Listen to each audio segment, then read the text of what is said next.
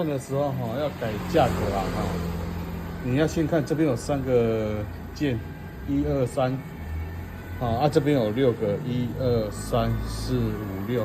这边有2个，1、2启动，跟旁边这边有1个，这边有他们2个中间上面有3个，摸一下，1、2、3，有3个，这有6个。那你知道这样子的话，那我们就要重开机，来重开机一下，因为等一下重开机要把这个按住，第2颗按住，重开机是第2颗按住，来重开机，关机，再开机，赶快按住，按住，密码，记得是3232322，好，进去了，这个中间这个不是哦，这个是上下，这个是上下哦，上下哦，上中下，我们第2个机器设置按下，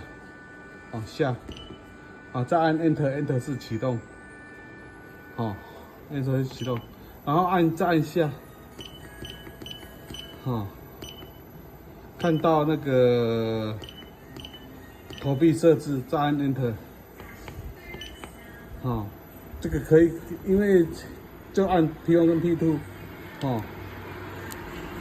一下，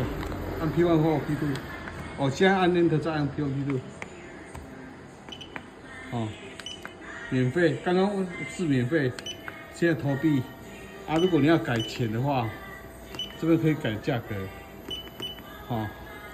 如果你改完了以后，投币了以后，跳出来，按这个是停止再按一次，